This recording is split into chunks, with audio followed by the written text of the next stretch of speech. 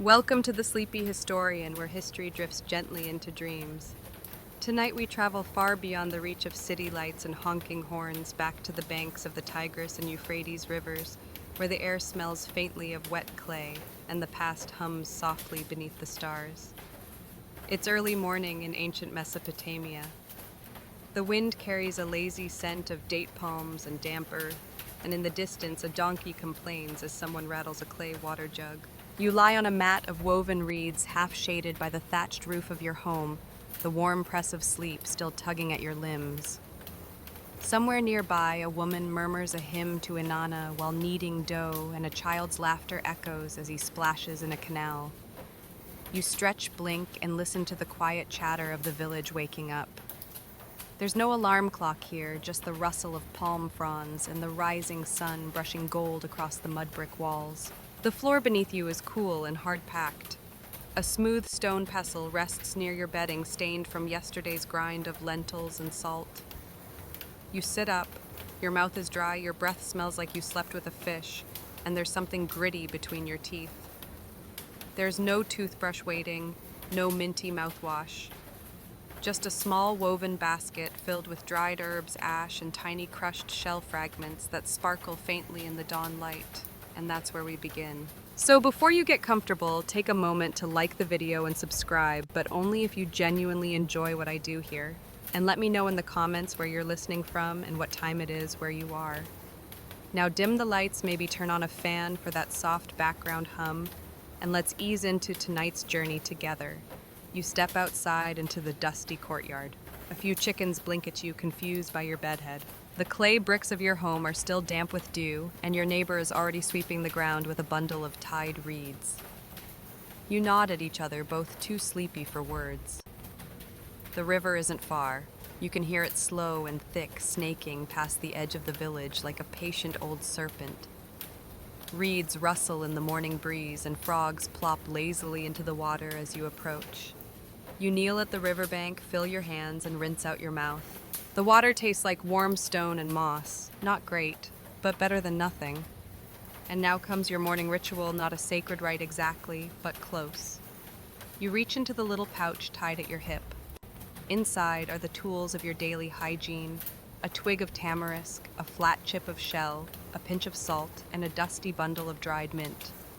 You start with the shell, smooth curve still faintly smelling of sea. It was brought here long ago by a trader from the Persian Gulf, and someone chipped it carefully until it had just the right edge for scraping plaque. You press it gently to your teeth and start to scrape, careful not to cut your gums. It's oddly satisfying. The scrape-scratch rhythm matches the chirps of birds waking overhead. Bits of yesterday's lentils come free. You rinse again. Then the salt, grainy sharp harvested from a nearby salt flat and ground with barley husk. You rub it along your teeth and gums, feeling it sting slightly. Supposedly, it keeps the rot demons away. Historians still argue whether Mesopotamians fully understood bacterial decay, but they definitely understood bad breath. Then comes the twig. You chew one end until it frays into a soft brush. It tastes bitter like tree bark and smoke, but it works. The frayed fibers poke between your teeth, clearing away what the shell missed. You spit again, then chew a pinch of dried mint leaves. They don't last long, but they do the trick for now. Your neighbor eyes your ritual with a smirk. He prefers the traditional method, chewing raw onion first thing in the morning. Says it's strong enough to kill anything that might be living in your mouth. He might be right, but he also smells like a goat pen by mid-morning. Back in the courtyard, your sister is stoking the clay oven for bread. You pluck a date from the drying rack and bite into it. Sweet, sticky, and terrible for your teeth. But you're already dreaming of the fish stew simmering in the big black pot near the fire. The air warms slowly and the village hums to life. Children chase each other between mud brick homes. Women scrub clothes in the canals, the rhythmic slap of fabric against stone echoing through narrow alleys. An old man sits beneath a fig tree, squinting at the sky and mumbling about rain spirits. You wander through it all, tooth-scraped, mint-mouthed, and just a bit smug that your breath doesn't smell like rotting fish scales today. As the sun climbs higher, you head toward the town's small market square. It's little more than a circle of shaded stalls, but it bustles like a beehive. A woman selling herbs beckons to you. For the breath, she says, holding up a bundle of licorice root and what looks like charred date pits. Chew this, and your lover will stop turning away at night. You laugh. You don't have a lover, and if you did, you're pretty sure they'd run screaming from the smell of burnt dates. Still, you trade her a small handful of barley for the bundle. Can't hurt to try. A scribe passes by, adjusting his reed pen behind his ear. He stops, sniffs the air, and grimaces. Somebody hasn't been using the shell paste, he mutters before moving on. You roll your eyes. Scribes think they know everything just because they can write. But even they aren't immune to toothaches. One of them was seen last week whispering to a pot of steaming beer, hoping the fermentation spirits would stop the pounding in his molar. Historians still argue whether such rituals were medicine magic or just desperate placebo.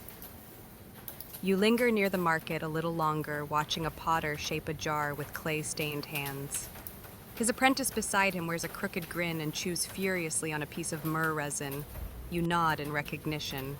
He's known for his tooth powder, a blend of fishbone ash, tamarisk bark, and a bit of imported cinnabar, if he can afford it. By midday, the heat is oppressive. You retreat to the shade of a palm tree, lie back on the cool earth, and listen to the rustle of wind in reeds. Somewhere a lullaby floats out from a nearby home.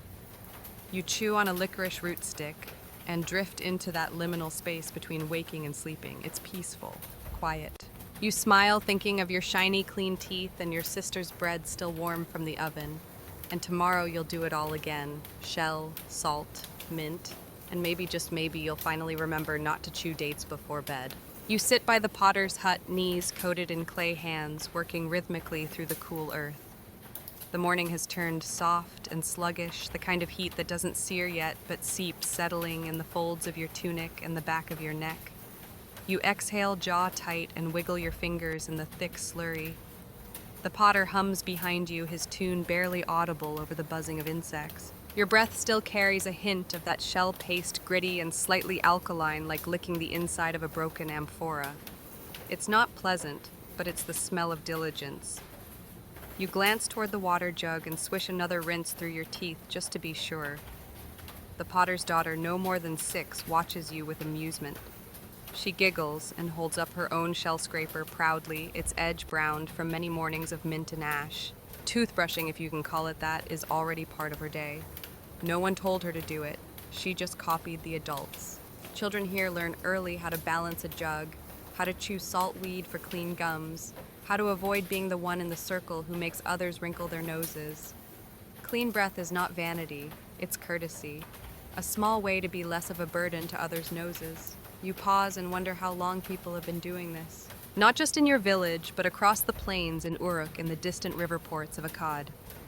Historians suspect that even before writing, humans used fibrous sticks and gritty powders to scrub their teeth. Crushed bones, charcoal, tree bark, whatever kept the rot at bay. Of course, the Sumerians didn't write dental manuals. They left behind recipes for beer and flood warnings, hymns to grain gods, but rarely anything about oral care. What we know comes from residue found in skulls and the rare mention of mouth cleaning in ritual texts. And yet you imagine them ancient and bleary-eyed, scratching their heads at sunrise and reaching for their bowls of paste. There's a peculiar pleasure in routine. You mix earth, you clean teeth, you sweat. You nod to the potter who grunts approval as you stack the clay balls neatly by the kiln. The fire is already crackling. Its warmth hits you like a soft punch. You step back and wipe your brow with a sleeve teeth clenching instinctively around a fleck of grit that slipped between your molars. You'll deal with that later. Maybe with the reed toothpick tucked behind your ear. For now, it's enough to let the day drift. Around mid-morning, a man passes by with a sack over his shoulder. He stops to chat, his breath surprisingly fresh, almost sweet like dates or anise. You can't help but ask. Chewed fennel, he replies, smiling with a gap-toothed grin. And I soak my shells overnight. Takes the fish smell out. You nod, trying not to feel inferior. Your shells still smell faintly like something dredged from a swamp. He keeps walking, muttering a blessing to the pottery gods as he vanishes into the dusty path. There's a lull in work, and you take the opportunity to wander toward the communal storage pit. On the way, you pass a woman squatting in the shade, crushing something with a rounded stone. The smell hits you before you see it, bitter, chalky, slightly metallic. Goat ash and salt, she says without looking up. Good for gums. She tips the crushed powder into a cracked bowl and begins mixing it with oil. The result is a thick, pale paste, the consistency of wet clay. You recognize the preparation. Some say it stops bleeding gums. Others insist it's for whitening. But whitening to whom no one here has ivory-perfect teeth. Most smiles are weathered-stained by minerals, yet perfectly functional. Still, there's a pride in cleanliness. It's said the gods notice the breath of those who come to pray. That bad breath repels them like bad intentions. So you clean your teeth, not just for yourself, but for the heavens. Some say the goddess Ninisina can smell rot, the woman adds quietly. She turns her face from it. You believe her. You don't want to offend a healing goddess. You step into the shade of the storage pit, brushing cobwebs from your arm. It's cool down here. The amphorae stand like sleeping giants, heavy with dried grain and salted fish. In one corner, a smaller shelf holds personal bundles, bags of herbs, ritual brushes, even a few reed combs with bristles hardened by use. And there it is again, another tooth shell, this one rimmed with what looks like dried lavender. You pick it up carefully. It smells floral, faint but pleasant. You imagine someone, maybe a priest or healer, mixing lavender into their paste, not just to clean, but to soothe. Historians still argue whether these herbal additives were practical or symbolic. Some suggest they were part of healing rituals. Others think they simply masked foul odors. Still others say the distinction didn't exist back then. Something could be sacred and functional, fragrant and magical all at once. You place the shell back gently. It's not yours to take. As you emerge into the daylight, you spot an old man near the well, swirling something in his mouth. He spits with flair and cackles. Charcoal, he says proudly. Burnt goat bones. Cleans everything out. Teeth, tongue, even bad dreams. You suppress a grin. You've tried charcoal. Once. Your mouth turned black for hours. You spent half a day explaining to your cousin that no, you weren't cursed. But the old man is beaming, his gums pink and surprisingly intact for someone with his many wrinkles. You make a mental note to revisit goat bone charcoal, maybe when no one's looking. The sun is high now. The air shimmers. You sit on a flat stone near the canal and dip your fingers into the cool water. Your mouth feels reasonably clean. Your breath, well, acceptable. You suck gently on a piece of tamarisk root, not for flavor, but for the calming effect. Some say it soothes the throat. Others say it pleases the gods. You just enjoy the way it reminds you of your mother, who used to tuck one into your palm before prayers. The canal water gurgles beside you. A dragonfly buzzes past, pausing midair as if inspecting your teeth. You smile at it, faintly amused. You don't know the word bacteria. You don't know about enamel or fluoride. But you know when something feels clean, when your gums ache, and when the breath of the man next to you makes your stomach turn. You rise slowly, brushing dust from your knees, and head back to the village with the soft slap of sandals against baked earth. As you walk, you chew the tamarisk breath, slow, jaw relaxed, the rhythm of the day, steady and quiet. Another morning passes, and with it another humble attempt at hygiene, ancient, imperfect, but deeply human. You're halfway home when you feel it again, a faint, persistent grit stuck behind your back tooth. It's like a secret pebble lodged in your mouth, and no matter how you suck or swish, it won't budge. You fumble behind your ear and find the thin reed you tucked there earlier. The end is frayed, slightly stained, but flexible. You crouch by the path, shielded by tall grasses, and gently wiggle the reed between your molars. It scrapes. It tickles. Finally, relief. Toothpaste in your world is not the minty foam of modern dreams. It's crunchy, unapologetically textured, the Mesopotamian version of a cleansing scrub. Crushed shells, as you already know, are just the beginning. They're the base. But depending on where you live, who you ask, and what your grandmother swore by the recipe can shift like desert wind. Take charcoal. Not just any charcoal, but bone charcoal. Ground into a fine powder, it carries a bitter, earthy flavor and a vague memory of its origin. Mixed with goat's milk, it forms a paste that's said to draw out decay. You've tried it. It leaves your mouth feeling dry like licking a sun-baked wall. But afterward, your teeth do squeak when you run your tongue over them. Others prefer salt. Sea salt if you can trade for it, but mostly what's available is dried lake bed crust or canal scrape. Mixed with ash and a drop of oil, it becomes a dense paste. Sharp, bracing. If your gums are tender, you'll know immediately. Some mornings you chew a little too enthusiastically and taste blood. You never mention it. No one does. You just press a fig leaf to your lip and keep walking. And then there's the daring sort, the ones who swear by sulfur powder or powdered copper filings. These are the risk takers of the oral world, the ancient dentists, if you will. Historians still argue whether these metal additives were effective or toxic. There are tablets that list ingredients with alarming confidence: sulfur, vinegar, wine dregs, and powdered fish bone. A recipe for mouthwash or slow death, no one's quite sure. But today it's the basic blend: shell salt and mint. You rinse your reed stick in the canal and return it to your pouch. The sensation of cleanliness is strange, not quite fresh, but quieter, like your mouth has settled, like it belongs to the rest of your body again.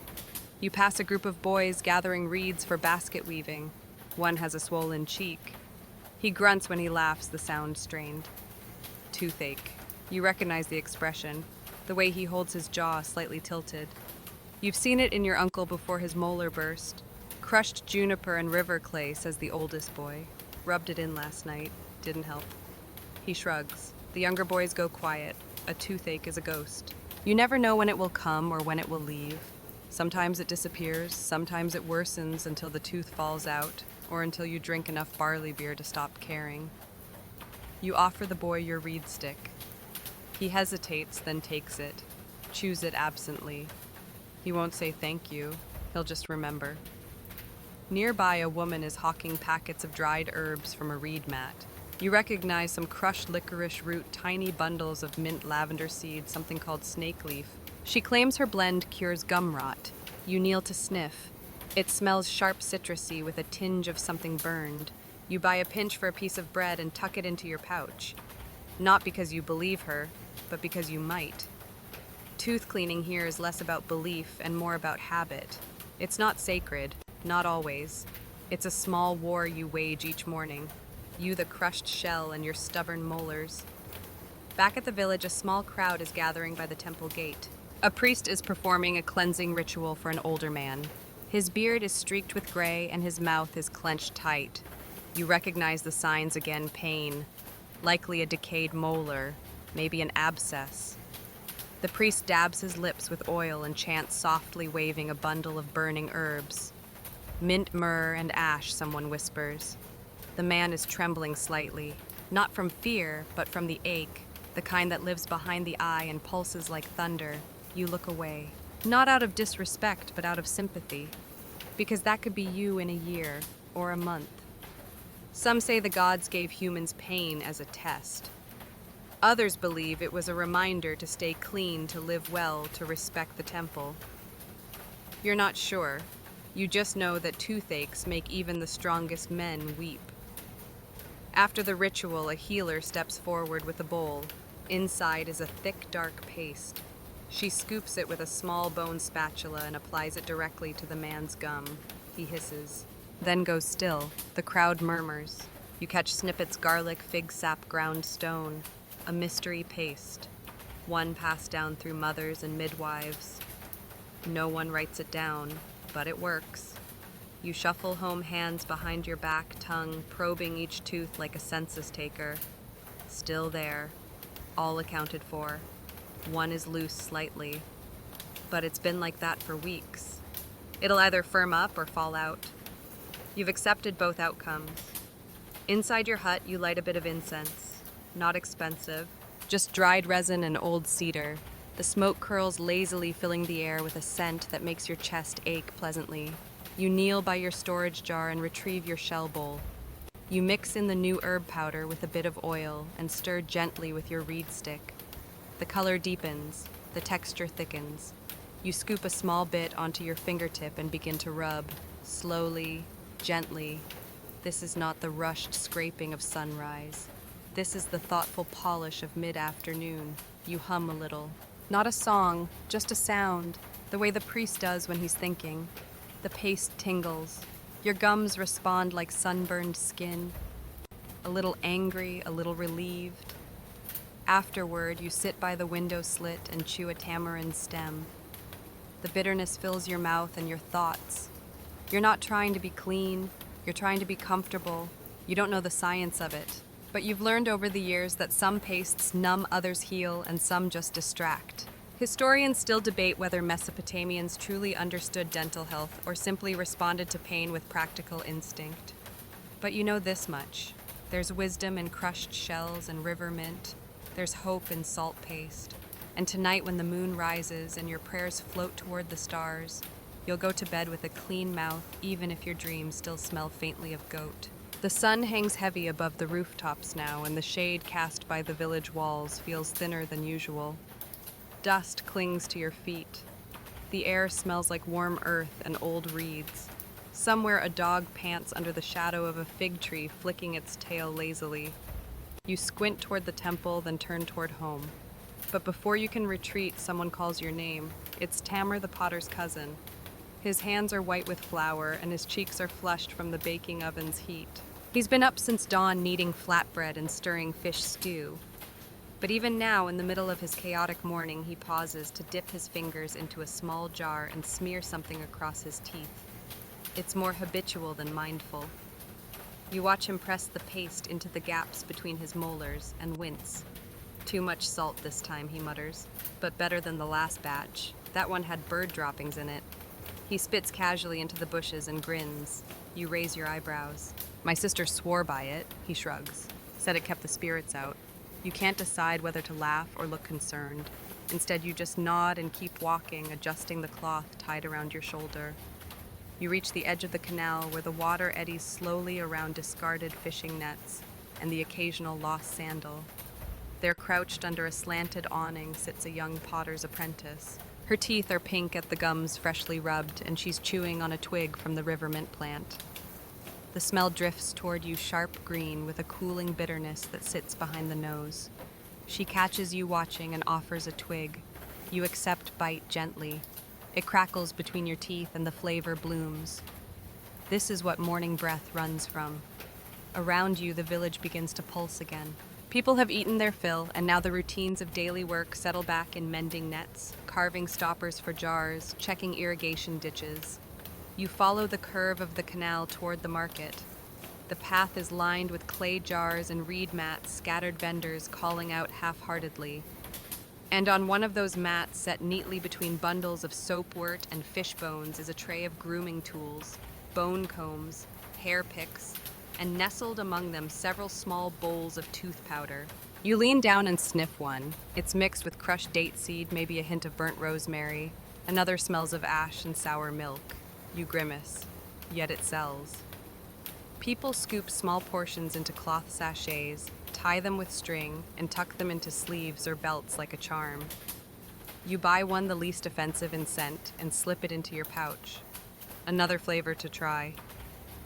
Back home, your neighbor, the temple scribe, leans out his doorway with a wad of something stuffed into his cheek. Salt and fig sap, he explains when he sees your glance. Keeps the tongue from swelling. He spits onto the ground, shrugs, and disappears inside again. It seems everyone has their own version of what clean feels like. You sit on a low stool, stretching your legs, chewing the mint stick slowly. There's a rhythm to this life. Chew, swish, rinse, repeat. You recall your grandmother's words spoken half in jest and half in truth. A bad tooth is a bad omen. She used to clean her teeth with a piece of sun-dried papyrus frayed at the edges and dipped in vinegar.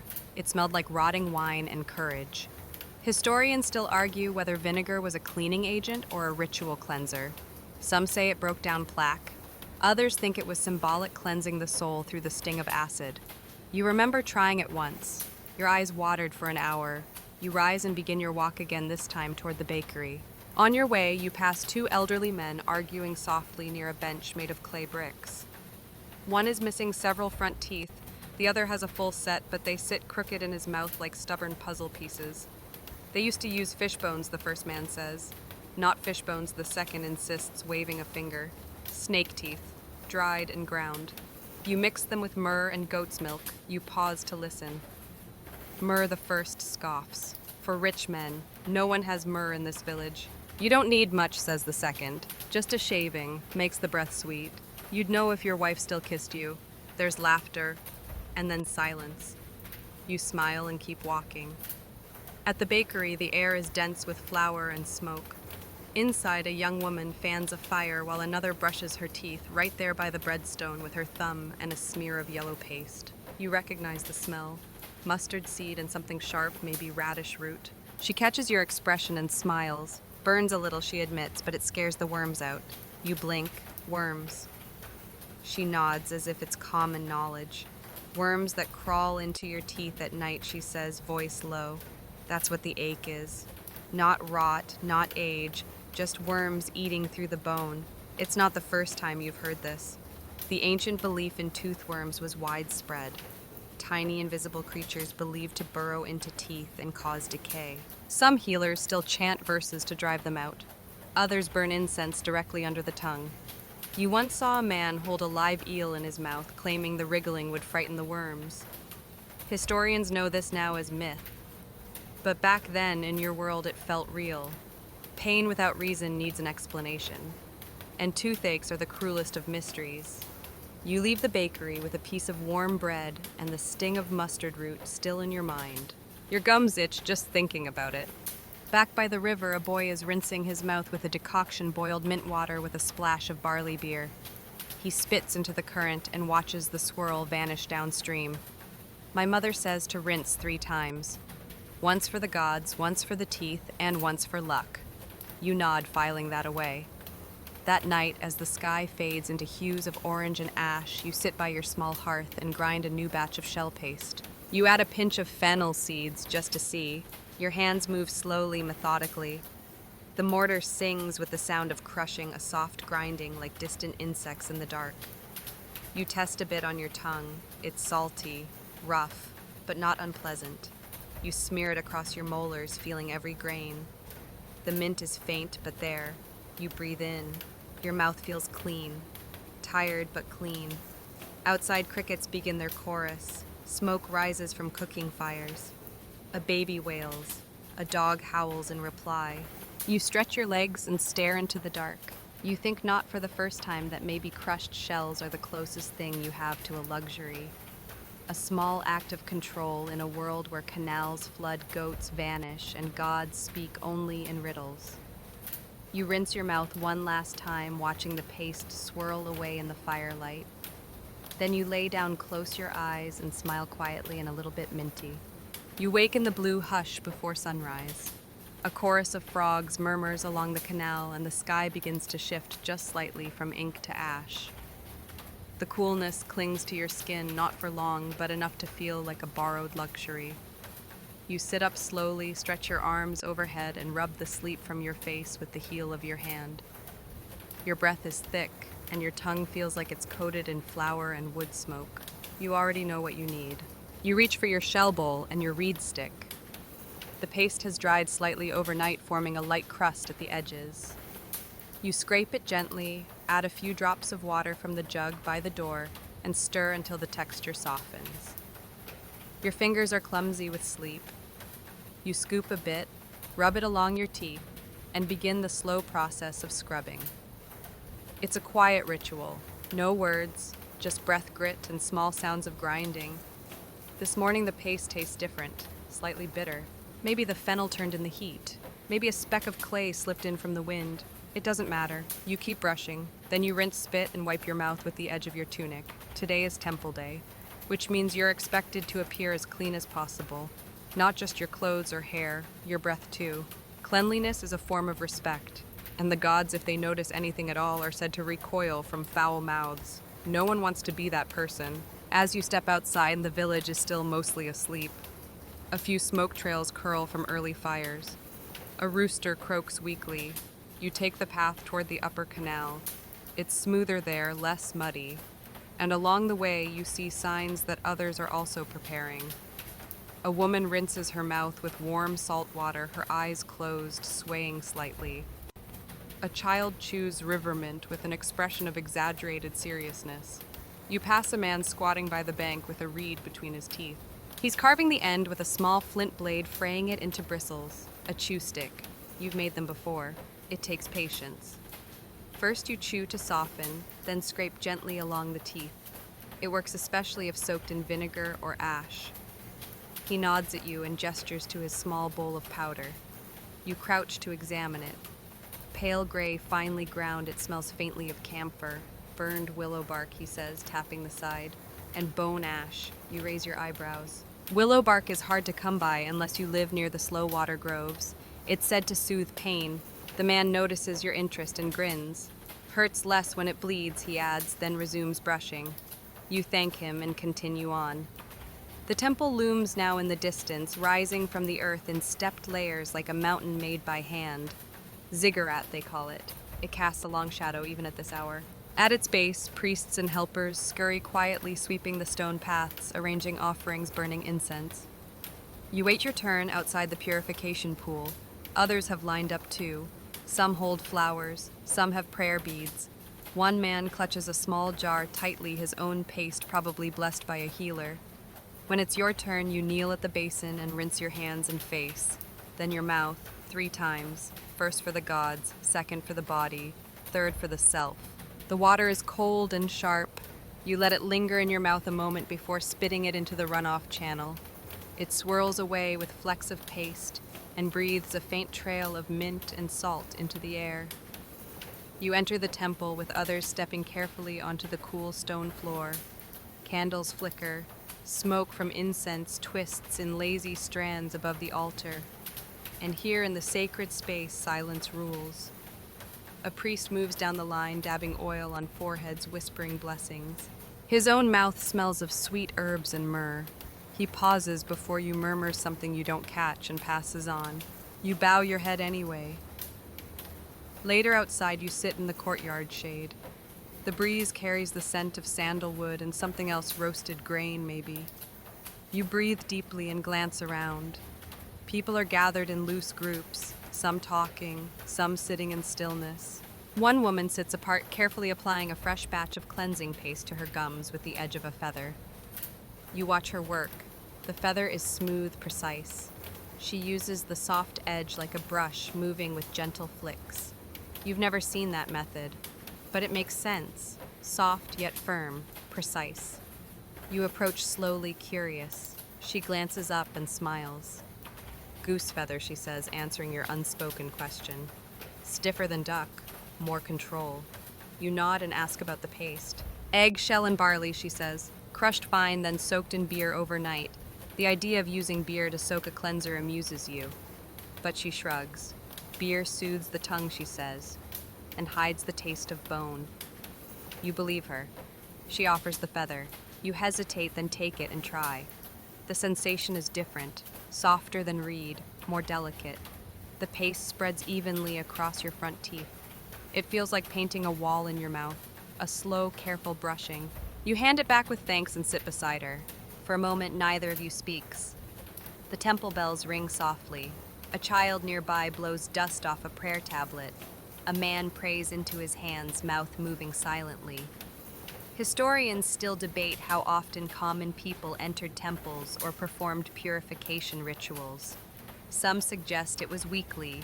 Others believe it was tied to festivals or specific personal needs. What's clear is that personal cleanliness, especially of the mouth, was part of the process. Not just a hygiene practice, but an offering in itself. As the sun climbs higher, the temple crowd begins to disperse. You walk slowly down the path, your mouth still tingling faintly from the eggshell paste. The feather method lingers in your mind. You might try it again tomorrow. Back in the village, you pass the same man with the willow paste. He smiles through a mouthful of foam and nods as if to say, "We made it through another cleaning." You nod back. Your day continues. There's work to do, clay to haul, fish to scale. But beneath it all, under the dirt and sweat and heat, your teeth feel attended to. Not perfect, not pearly, but respected. And in this old world where gods listen and worms whisper, that's enough. You're sitting on a woven mat near your doorway when the sun begins to dip behind the far canal. The light is soft and golden now, catching on the dust in the air and turning it into something almost sacred. Children are chasing each other barefoot, shouting nonsense that echoes off the clay walls. A woman across the path is sorting lentils. The smell of roasted onions wafts from someone's pot. And you, still chewing the end of a reed stick, let your thoughts drift. There's a rhythm to village life that seems eternal. Wake, clean work, rest, and clean again. And somewhere in all of it, teeth remain a constant. You don't have mirrors, not really. Just the surface of still water or a polished piece of obsidian. But you know the feeling of a rough tooth, a bleeding gum, a breath that makes someone take a step back. You learn to listen to your mouth even when it cannot speak. The temple bells have long stopped ringing, and now in the quiet, after you reflect on those who live closer to the ziggurat, the priest class, the scribes, the elite families. Their breath is always scented, their teeth often polished with pearl dust or crushed gemstones. Or so the rumors go. You've never seen it up close. But the merchants love to talk. Once a traveling seller showed you a tiny packet of white powder. He claimed it came from the palace kitchens. Crushed pearls mixed with lavender oil and sap from the cinnamon tree. You laughed at the idea of putting something so valuable in your mouth. He didn't. He said the royal women used it before prayer and before bed so that even in dreams they would not offend the gods. It's hard to imagine the goddess Inanna being upset by bad breath. But then again, she's known to be particular. Historians still argue whether these luxury pastes were ceremonial or just a sign of wealth. Some think they were used during special festivals. Others believe it was simply the way of the elite. What is certain is that the ingredients traveled far. Frankincense from Oman, cinnamon bark from India. Rare roots and resins carried in caravans exchanged for lapis or wool. You've smelled some of them before. Once during a festival, the temple burned a blend of myrrh and cedar that made your whole head feel clear. You remember thinking, if this was in my mouth, I'd never stop talking. But for now, your options remain simple: shell salt herbs and hope. As night falls, families begin their routines. You hear your neighbor rinsing her mouth with warm beer and mint leaves. An old man sits under a fig tree humming while he runs a feather stick along his gums. A young couple shares a handful of reed ash, dipping their fingers in and brushing side by side, laughing as they go. It's easy to forget that dentistry in your time is not a profession. There are no tooth doctors, only healers who know a little about everything. A sore throat, a stiff knee, an aching molar, they all get the same attention. Prayer herbs and whatever strange poultice is believed to work. You remember a tale your aunt once told about a man whose teeth hurt so badly he climbed to the top of a temple and screamed the name of every god he knew. He was struck by lightning, lost the tooth, and was pain-free ever after. Whether it was divine intervention or just bad luck, no one could say. But people still leave offerings for tooth pain during lightning storms. You lean back against the wall and close your eyes. The mint has faded from your tongue. You'll need to chew another stem before bed. The children's shouts grow softer. A mother is calling them in. Someone strikes flint against stone, lighting the first of the night lamps.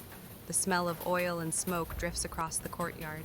You stand slowly stretching and glance at your little bowl on the shelf. The paste is drying again.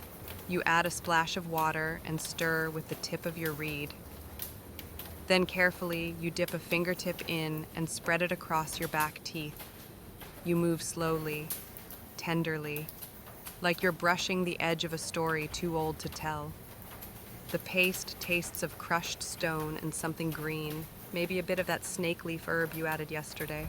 It numbs the tongue a little, which is comforting in its own strange way. You spit into the ashes by the doorway. It leaves a soft mark like a symbol only you can read. Above, the stars are beginning to poke through the purple sky. You hear the familiar steps of the village healer. She's walking with her basket, checking on the elderly, murmuring her nightly rounds. You wave.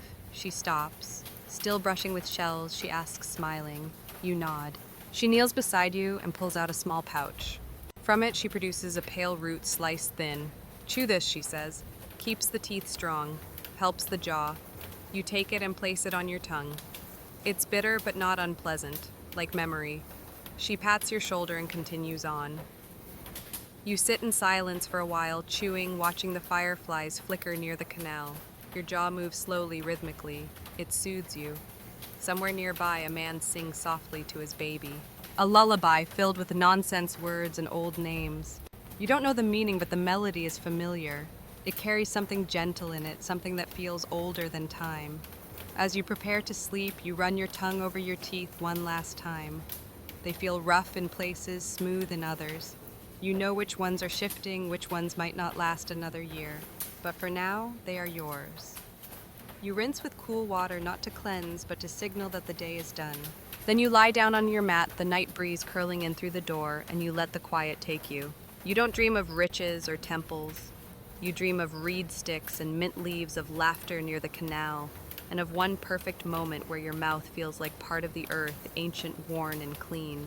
You wake before the sun again. It is still dark outside, but the air is already warming. There is a stillness to this hour that feels almost like a secret. The frogs have gone quiet. Even the canal seems to hold its breath. You rise slowly, body aching from sleep, and feel the familiar dryness on your tongue. It tastes like clay dust and old dreams. You reach for the reed stick near your mat. The end is worn but still serviceable. Next to it is your bowl of paste, cracked at the rim but precious. You stir it with a fingertip, add a drop of water, and begin rubbing it along your teeth. There is something grounding in this moment, something honest. You scrub, not because someone told you to, but because it feels right. Your gums tingle where they meet the salt. You pause. Not painful exactly, but sharp. You consider whether it is the salt or the bark you added last night. Either way, you make a note to chew a softer root later.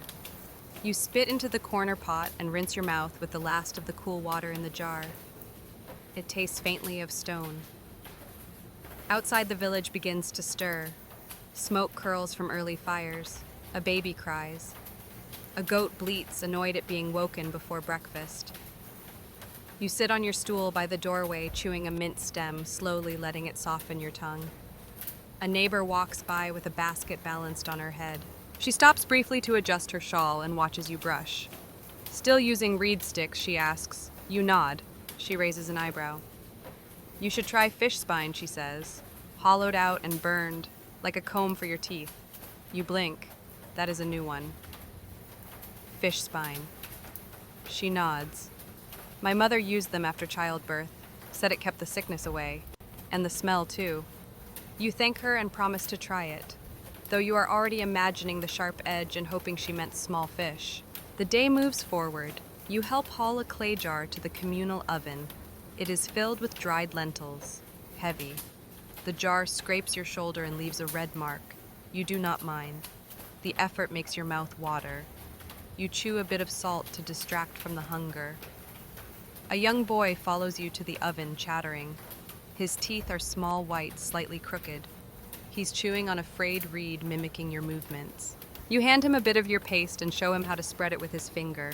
Will it make me strong? He asks. You shrug. It might make you not smell like a pond. He laughs, then coughs, then spits into the dust. Too salty, he says. You pat his head and move on. In the shade of the oven wall, an elder sits on a mat with a pile of broken pottery at her feet. She is sorting the shards by color.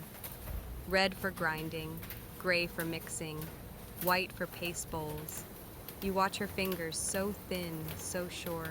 She pauses to rub her gums with a bit of cloth dipped in oil. You ask what kind of oil. Tamarisk, she replies. And sheep fat. Keeps them soft.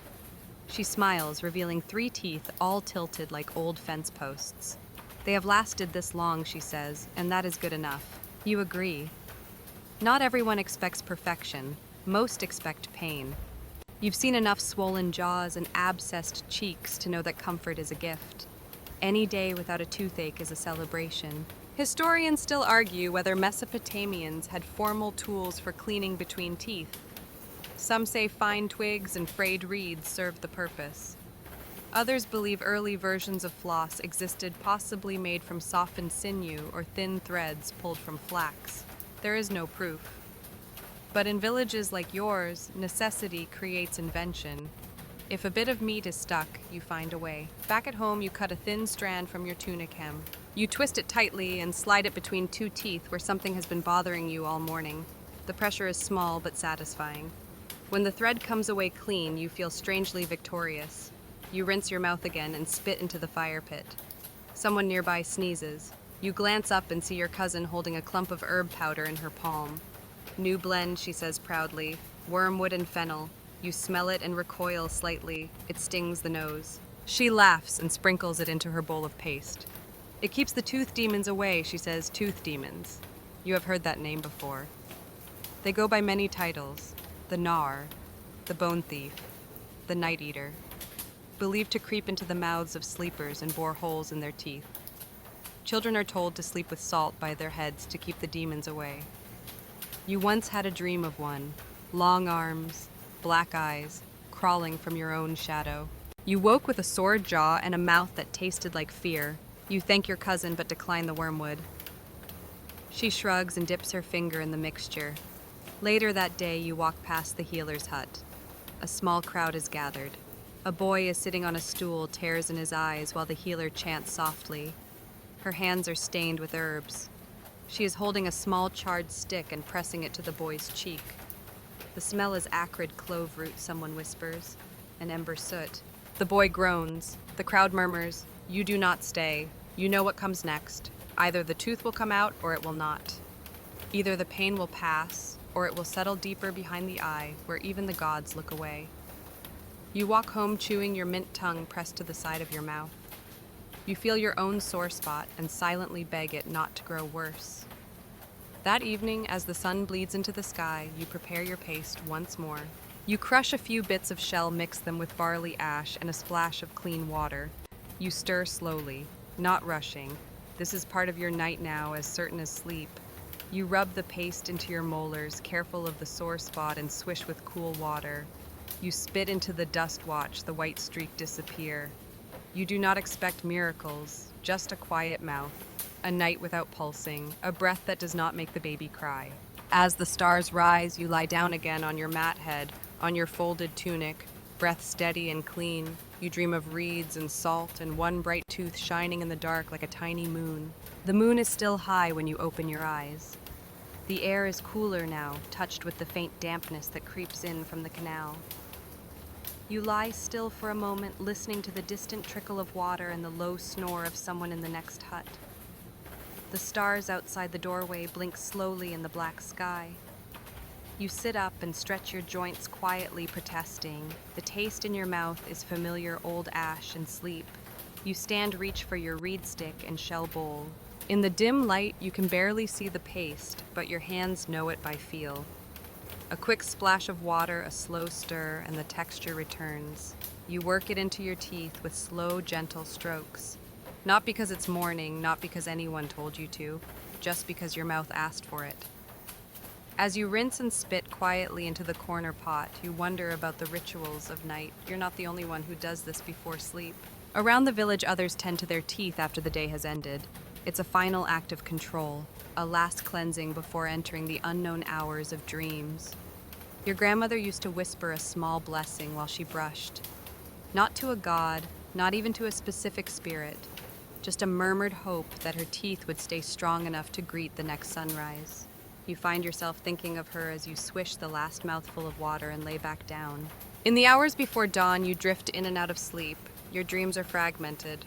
A priest with a golden comb, a child offering a mint sprig in exchange for a story, a river made entirely of crushed pearl paste. When you wake again, the sky is turning pale, and the smell of baking grain floats through the air. You rise slowly, knees stiff, and step outside. The first breaths of the day are sharp and clean. Somewhere a woman is singing softly as she grinds flour. You follow the path toward the upper well, passing a boy who's already chewing a piece of tamarisk root. He grins at you, revealing a gap where a tooth once was. "It fell out yesterday," he says proudly.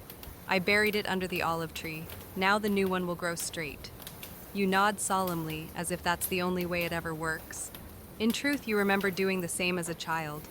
Some believe the olive tree feeds on the tooth and grants strength in return. Others say it keeps the tooth demons from finding it again. You reach the well and draw up a small jug of cool water. You take a slow sip, swish it around, and feel the night fade away. Your mouth feels neutral again. Not fresh exactly, but reset, like a slate wiped clean. Nearby, a group of women are sitting in a circle with baskets between them. Inside are bundles of herbs, small cups of paste, and woven pouches filled with strange-smelling powders. They trade recipes as they work. One swears by the mixture of sand and wine dregs. Another recommends boiled garlic with fig sap. A third holds up a reed soaked in honey and claims it wards off gum rot for a week. You sit quietly at the edge of their circle listening. They do not mind. These are not secrets. They are shared wisdom, passed from mother to daughter, neighbor to neighbor. The oldest woman in the group pulls out a tiny comb made of fishbone and begins to scrape the inside of her cheek gently. It cleans the hidden places, she says, where the rot begins. She hands it to you. The teeth of the comb are fine and sharp. You mimic her motion, brushing the inside of your mouth slowly. It stings a little. Your gums wake up. Historians still argue whether these practices were based on any true understanding of anatomy. Did people know about bacteria or infection? Likely not, but they knew pain, they knew the signs, and they experimented endlessly with what soothed and what did not. You return the comb with thanks and chew a fresh mint leaf offered by one of the younger girls. It crackles pleasantly between your teeth. Later, as you return to your hut, you pass a small shrine near the eastern gate. It is built from stacked stones and decorated with faded ribbons. Someone has left a tooth there. You can see it nestled in a clay bowl surrounded by bits of shell and a smudge of black paste. A gift to the spirit of healing, perhaps, or a warning to others. You pause for a moment, bow your head slightly, then continue home. That afternoon, the sun bakes the earth until it cracks. The village grows quiet in the heat. You sit inside chewing a tamarind root and staring at your bowl of paste. It has dried again. The top layer forms a hard crust, but beneath it the mixture is still usable. You stir slowly, absent-mindedly. You think of a story once told to you by a passing trader. In the northern hills, he said people chew tree resin not just to clean their mouths, but to carry their words to the ancestors. That each bite of resin holds a prayer, and each breath afterward is blessed. You never believed it, not really, but you chew slower now. In the late day, someone knocks lightly on your door. It is the healer's apprentice carrying a bundle of new herbs. I was told you like to experiment, she says. Would you like to try this?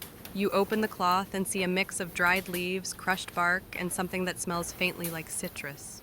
You nod and thank her. That night you mix a new paste. The powder has a fine, almost silky texture. You add a drop of warm water and stir with a carved spoon. The scent rises like memory. You try it. It burns slightly, then cools. Your tongue tingles, your gums feel awake. As you lie down on your mat, the sky outside deepens into navy. The stars blink steadily above. You close your eyes with your hands folded on your chest. Your breath is quiet.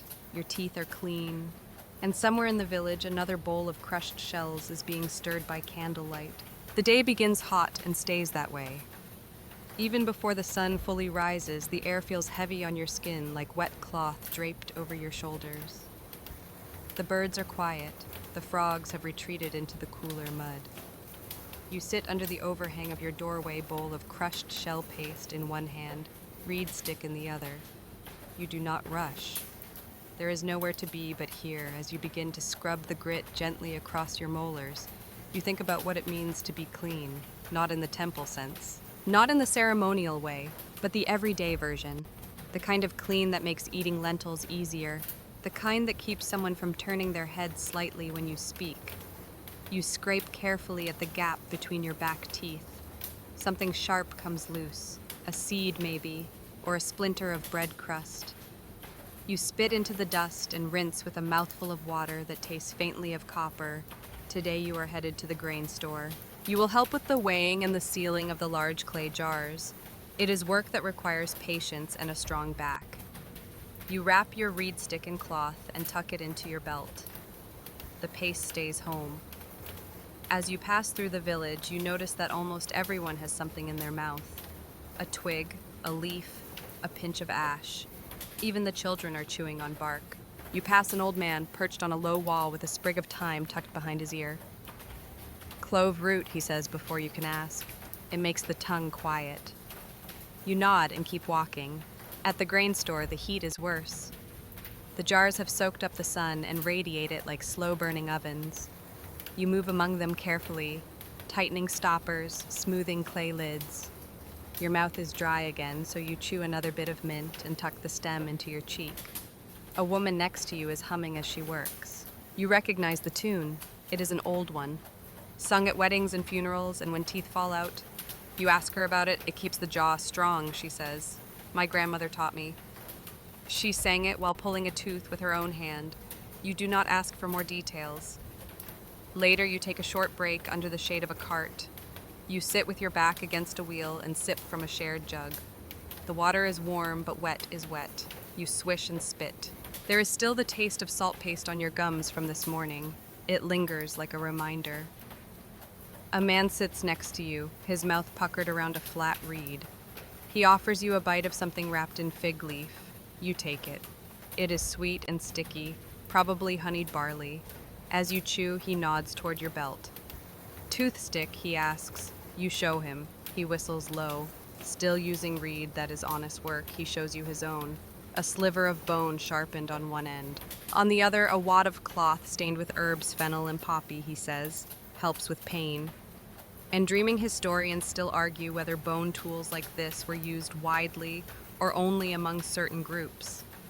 Some graves contain elaborate hygiene kits, others none at all. It might have depended on trade, or belief, or the simple fact of being lucky enough to still have your teeth. When the work ends for the day, you return home tired and dusty. Your hands ache, your shoulders are tight. But your teeth feel as though they've been working too, chewing, tensing, clenching. You sit by your doorway again, bowl in hand. Tonight you add a drop of oil to the paste, just enough to soften it. You swirl it with your reed stick and press it gently into the spaces along your gum line. It stings at first, then settles.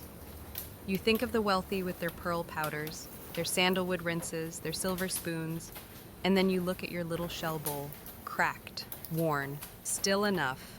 Across the way, a child is crying. A woman kneels beside her, holding her mouth open, inspecting something.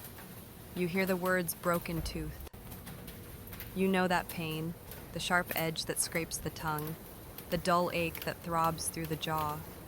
You rise, walk over and offer a piece of mint root. The woman nods her thanks. The child chews slowly, eyes wide with uncertainty. Back at your hut, you mix one more pinch of powder, just in case the ache starts in your own mouth tonight. Better to be prepared. You sit in the quiet, watching the shadows stretch across the walls. You chew a thin stick of tamarind root. You rinse, you spit. You run your tongue along each tooth, checking each one like a shepherd counts their flock. Still there, still yours. As darkness falls, you lie back on your mat, arms crossed over your chest. You breathe in the scent of the cooling earth, the distant smoke of dinner fires, the faint trace of mint on your breath. Tomorrow will come with its heat and labor and chewing and cleaning and spitting again. But for now, your mouth is clean, your body is still, and your breath carries only the soft memory of crushed shells and salt. The heat breaks at last during the night. A soft wind slides through the village just before dawn, carrying the scent of river reeds and cooling clay. You wake to the feeling of air moving across your face, gentle like a passing thought. It is still early enough that the sky is more silver than blue and the stars have not completely faded. You sit up slowly, pressing your palms into the mat. Your back cracks softly. Your mouth is dry again, and there is a sour taste on your tongue like old barley or sleep itself. You reach for the reed stick and scrape it lightly along your teeth. Then you mix a little paste into your bowl using some of the cool water left from last night. The shell powder settles quickly and you swirl it until the mixture becomes smooth. You brush slowly, taking your time. Your gums feel tender today, maybe from the root you chewed too long yesterday. You avoid that spot as you work the paste in circular motions like the healer once showed you. She said it keeps the blood flowing beneath the teeth, helps the root stay strong. You rinse, spit, Pause. Breathe in. The air feels newer today. You step outside and see your neighbor crouched over a basin. He is swishing a liquid between his cheeks, face clenched in concentration. When he spits, you see the dark swirl of oil sliding across the dirt. Sesame oil, he says when he notices your stare. Cleans the blood in your mouth, draws out the sickness. You nod. You have heard of this. Some swear by it. Others say it is a waste of good oil. Still, the way he wipes his mouth and exhales afterward makes you think it might be worth trying. You walk down to the canal where a group of fishermen are mending nets. One of them holds a small pot filled with blackened herbs. He dabs the mixture onto a soft reed and paints it along his lower teeth. Garlic and burned fig leaf, he explains. Keeps the pain away. You ask if it works. Sometimes he shrugs. Sometimes I just smell bad and no one talks to me. You both laugh quietly. The water laps gently at the bank like a lullaby. You chew a stem of mint from your pouch and move on. Back at the market, you see a trader setting out small jars of golden powder. He calls them moon dust, claims it strengthens teeth and cures fever. You ask what is in it? He grins and winks. Whatever the gods spit out when they laugh. You do not buy it, but the smell is tempting, sharp, clean, like dried citrus peel and crushed stone. You tuck the scent into your memory and keep walking. Later in the day, a traveler arrives from the western hills. She carries dried bundles of herbs tied with string and a long, thin brush made of horsehair. You watch as she demonstrates brushing with it, dipping it into a fine ash paste and stroking her teeth gently. She says she learned it from a desert healer who taught that teeth are like reeds. Bend them often, keep them smooth, or they will crack. Historians still argue whether such brushes were common or ceremonial. Some believe they were reserved for priests or dancers. Others think they were everyday tools in places where reeds were scarce and horses were more than just beasts of burden. You try her brush. It feels different, softer than reed and quieter, less scraping, more polishing. You like it more than you expected. That night your cousin complains of a toothache. He is sweating and pale, clutching the side of his face. You offer him your paste, but he refuses. Says it is too late for that. You call for the healer. She arrives with a pouch of dark herbs and a piece of bark soaked in vinegar. She presses it against his gums while murmuring under her breath. The pain fades slightly. His breathing slows. She tells him not to eat anything hard for 3 days and not to speak unless it is kind. You wonder if that advice is for his teeth or his heart. After she leaves, you sit beside him in the dim light. You chew your mint stem, slowly feeling each tooth and wondering which one will betray you next. You think of how many times you have cleaned them, how many pastes you have made, how many mornings you have greeted with that same bitter grit on your tongue, and still they crack, still they ache, still they vanish one by one like stars at dawn. But you continue, because to stop would be to surrender, to let the rot in, to let the worms win. You prepare a fresh batch of paste. This time you crush a small amount of sea salt with a sliver of dried ginger. The mixture burns slightly as you apply it, but the sensation feels clean like a storm washing through your mouth. You spit into the ashes, watch the foam settle, then you lie back on your mat and close your eyes. You dream of a world where no one loses teeth, where every smile is whole, where breath smells like myrrh and teeth shine like river stones. You know it is not real.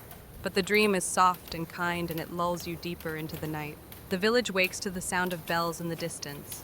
A priest is calling for offerings.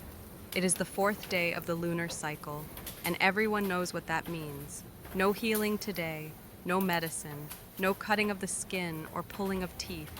The gods are watching more closely on this day. Some say they walk among the clay houses and listen at the doors. You rise slowly, feeling the stiffness in your shoulders. Your mouth is dry, but you hesitate. You remember the rule: no medicines, no treatments. Even the simplest things can offend the gods when the moon is young and watching. Still, your tongue feels coated, your breath stale. You chew a mint leaf carefully, not swallowing, not brushing, just letting the flavor bloom and fade without ritual. Your neighbor walks past with a bowl of warm water. He nods at you but does not speak. He rinses quietly and pours the rest at the roots of the nearest tree, an offering perhaps, or maybe just courtesy. You sit by your doorway thinking about the days when pain cannot be touched. You remember a time when your uncle refused to treat his toothache on a moon day. By nightfall, he was in agony, biting down on a rag soaked in beer, muttering prayers until his voice cracked. The next morning, the healer pulled the tooth with a heated spoon. Historians still argue about the influence of lunar calendars on Mesopotamian medicine. Some evidence suggests that certain days were strictly off limits for treatments. Others believe these rules were more flexible among common folk. But here in your village, people take them seriously. As you walk to the canal, you see a group of elders sitting in a half circle whispering about a woman whose gums bled during last month's moon day. They say she did not survive. Others say she offended the healing goddess by chewing the wrong herb at the wrong hour. You rinse your mouth with plain water again and decide not to touch your paste today. Instead, you go to the market where the air is thick with incense and slow chanting. A boy sells bundles of dried reed tips tied with string. He claims they were cut under a full moon and will keep the breath sweet for 7 nights. You buy one out of curiosity. Later, you walk past the temple steps where a scribe is writing blessings onto small clay tablets. One of them reads, "Protection for the mouth and the bones behind it." You wonder if it is meant for someone with pain or someone simply afraid of it. You do not see the healer today. Her hut is closed. On moon days, she fasts and keeps silent. A small clay figure sits by her door with a circle drawn in ash around it. It watches the street with blank eyes. You chew the reed tip slowly. It tastes of dust and old water, but the act itself is comforting. Your teeth rub against the soft fibers, and your gums press against something that is not your own finger. It feels safe enough. By midday, the sun burns through the haze, and people retreat into the shade. You sit under a fig tree with 2 other villagers passing around a jar of barley water. None of you speak. The silence is part of the day. A way of respecting the things you cannot see. A child runs past with a piece of black cloth tied around her mouth. You recognize it as a charm. Her mother must be worried about spirits. Maybe the child has a loose tooth. Maybe she cried in her sleep. You watch her disappear around the corner, then return to your chewing. As evening falls, the wind shifts and carries the scent of ash and flower oil from the temple grounds. Someone is burning herbs. You close your eyes and imagine the smoke curling into the mouths of the gods. Tonight there will be no brushing, no scraping, no mixtures of salt or vinegar or bark. You rinse once more with water and place your paste bowl upside down out of respect.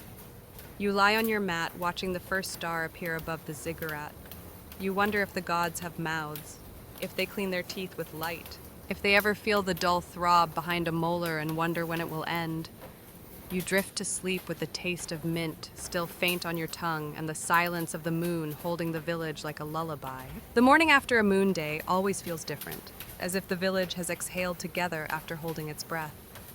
People move with more sound now. There is talking in the streets, pots clanging near the ovens, a man whistling off key as he brushes the dust from his doorstep. You sit outside with your shell bowl in hand. The paste has hardened more than usual after a full day of rest. You add water slowly, watching the thin line of moisture soak into the dried powder. You stir until the mixture loosens and take your reed stick from its cloth wrap. It smells faintly of mint and ash. You begin to brush, gently working around the back teeth first. They are the ones that complain the most. You press softly into your gums and feel a dull ache where something might be forming. Not yet pain, just the suggestion of it. As you rinse and spit, you notice a small boy across the path watching you. His mouth is full of something, chewed root or bark. He grins, showing a row of uneven teeth, and points at your bowl. Is that the one with salt and fig? You nod. My grandmother says, fig is for cowards. He laughs, but she uses it anyway. You smile and wave him off. Today your errands take you beyond the outer wall where the fields stretch wide and the river curves like a sleeping serpent. You walk slowly, enjoying the breeze. It smells of wet soil and green shoots. You chew on a soft reed as you go, the fibers breaking down sweetly between your teeth. Along the way you pass a traveling vendor with baskets of strange items.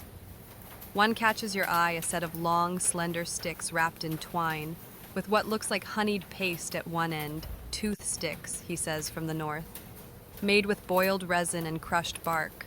You chew the sweet end first, then scrape with the other. You buy one and try it. The resin is sticky. It clings to your molars and coats your tongue with a sweet herbal warmth. The scraping end is sharper than you expect. You use it carefully and feel a satisfying pull as something dislodges from your gums. Historians still debate whether such tools were widely used or just traded among specific groups. The evidence is rare, but the wear on ancient teeth tells its own story. Scratches and patterns, grooves from sticks or bones. Signs that people like you were always trying to clean where fingers could not reach. You continue toward the fields where others are already working. You greet them with a nod and settle near the irrigation ditch. As you help redirect the flow of water, you notice an older man pressing a cloth to his jaw. He winces as he moves tooth again. You ask, "Always the same one," he mutters. It sings to me when the rain is coming. He chews a clove root and spits. You offer him a bit of your paste. He declines. "Too late for that," he says. "I need the tooth to fall out or the pain to fall asleep." Later, you sit in the shade of a fig tree eating a handful of lentils and flatbread. The lentils stick in your teeth. You reach for the new stick from the vendor and use the scraping end to clear the gaps. It works well enough, though your gums bleed slightly. You spit into the dust and taste metal on your tongue. You wash your mouth with a sip of warm water and rest your head against the tree trunk. A young girl approaches carrying a bundle of fresh mint. She sits beside you and begins sorting the leaves carefully, pulling the bruised ones into a pile. My mother says if you burn the mint before chewing it, it makes the breath sweet but keeps the spirits confused. You ask if she has tried it. "Only once," she says. "It burned my tongue, but my cousin said my breath smelled like morning." You smile and thank her for the story. That evening you return home with the stick in your belt and the taste of mint still lingering. You sit by your doorway again, mixing a small batch of paste for night. This time you add a pinch of dried ginger and a smear of tamarind. It smells strong and earthy. You apply it gently, using your reed stick with slow movements along the lower teeth. The taste is sharp, but not unpleasant. It reminds you of something older than memory, a feeling of being clean, not just in the mouth, but in the mind. You spit carefully into the ashes and watch the paste dissolve into the dust. You think of the stories you have heard, teeth that fall out during dreams, mouths that whisper to the dead, jars buried with toothbrushes so the spirits stay presentable. These are not facts, but they are truths of another kind. Tonight you sleep with a sprig of mint beside your head, not for breath, for luck, just in case the gods pass by and choose to stay a while. The sun rises slow and red like a coal rolled across the horizon. You are already awake, sitting on your mat with your reed stick in hand and the shell bowl between your knees. The air smells of dew and wood smoke. You dip your finger into the paste you mixed the night before and begin gently brushing the edges of your molars. Today, you will walk with the traders. Not far, just a short trip toward the next village where the road forks and strange goods sometimes appear. You were invited because you know how to talk without being too proud and how to carry without slowing down.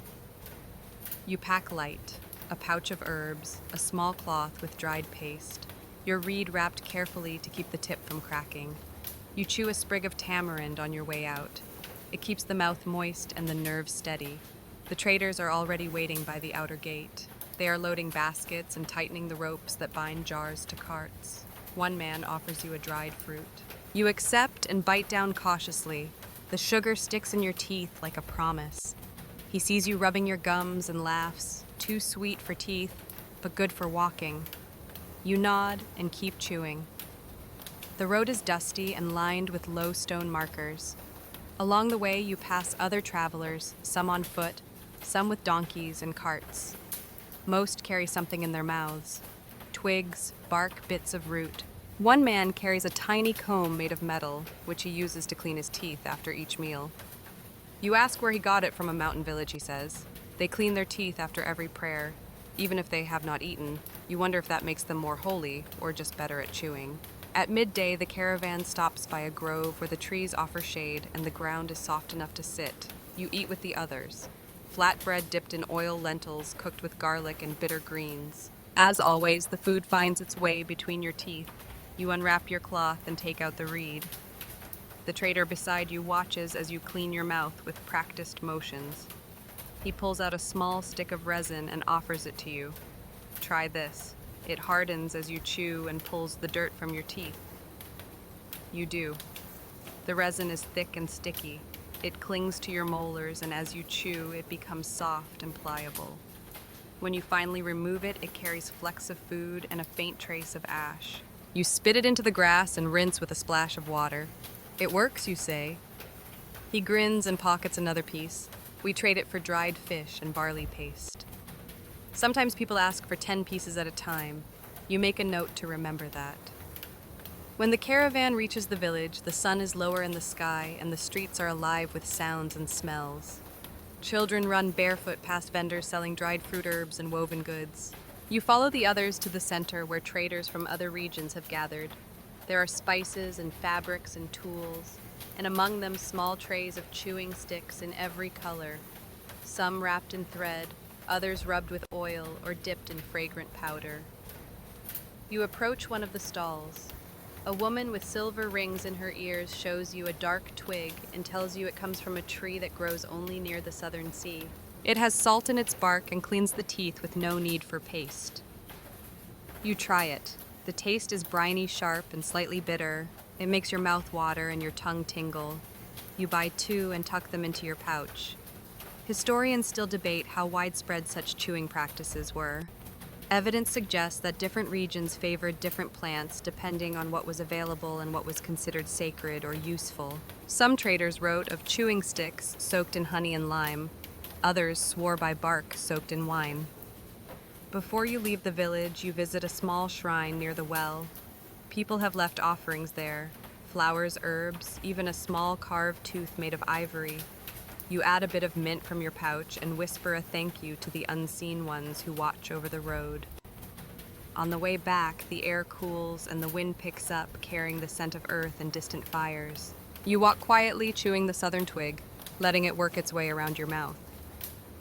By the time you return, the stars are peeking through the dark and your legs ache from the road. You sit by your doorway as you always do and prepare your paste. This time you add a few drops of oil from a fruit the traders shared. It smells faintly of almonds and something green. You brush slowly, carefully, remembering the faces of those you met. The metal comb, the salt bark, the sticky resin. All different, all familiar. You spit into the dust and rinse one last time. Then you lie down with your pouch beside your head and your breath tasting faintly of salt and almond. You sleep soundly, dreaming of wide roads and the cleanest teeth in all of Sumer. Morning begins with the sound of goats arguing in the distance. You sit up slowly, rubbing your eyes and licking the dryness from your lips. Your tongue finds the familiar film left behind by sleep, and your first thought is of the paste. You rise and reach for the bowl. The mixture has settled into a thick layer at the bottom with a crust forming along the rim. You add a few drops of water and stir it back to life. The scent of almond and salt lingers from the oil you added last night. It is soft and almost sweet. You brush quietly while the village still sleeps. The world outside your hut is hushed except for the crackle of a fire being stirred and the occasional creak of wooden wheels. You clean each tooth carefully using your reed stick in small circles and pressing the paste gently into the gaps. When you finish, you rinse with warm water left near the fire and step outside into the golden light. Today is market day and the village will fill with noise. Vendors from nearby towns will arrive with carts full of goods and stories. Children will run through the streets with sticky hands and dust-covered feet. But for now, there is still peace.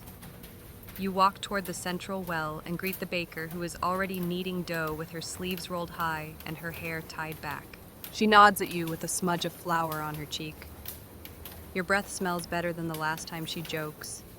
You raise your reed stick in reply and she laughs. At the well, a woman is crushing herbs against a flat stone. You recognize her. She sells powders made from ground flowers and tree bark. She motions for you to sit and offers a small pinch of her newest blend. Try this, she says. It is made from boiled goat milk, dried rose petals, and a little ash from burned fig. You taste it. The mixture is soft and clings to your tongue with a strange sweetness. It is not unpleasant but unfamiliar. You chew and nod. She seems pleased. She tells you people have been using goat milk for fresh breath since before the first ziggurat rose from the earth. You wonder if that is true or just something passed down in stories. Either way, the idea stays with you. Historians still argue whether breath freshening was considered a part of hygiene or more a matter of spiritual preparation. Some suggest it was simply survival.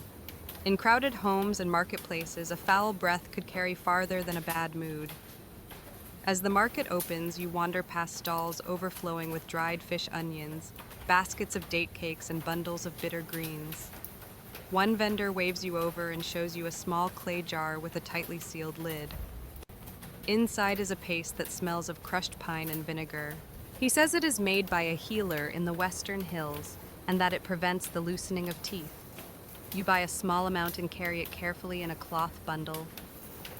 Later, you find a shady corner near the granary where people are sitting to eat. You unwrap a piece of flatbread and a handful of lentils. As always, the food finds its way into the quiet places between your teeth. You take out your reed stick and scrape gently the way the healer taught you. Around you, others are doing the same. One woman uses a curved twig that smells of cinnamon. A man chews on a root while tapping his fingers in time with his chewing. You ask what he is using. Bay leaf, he says, makes your mouth sharp. You nod, though you are not sure what that means. Back at home, you prepare a new batch of paste with the pine and vinegar mixture you bought earlier. It stings slightly when you apply it, and the flavor is strong enough to make your eyes water, but afterward, your mouth feels clean in a way that surprises you.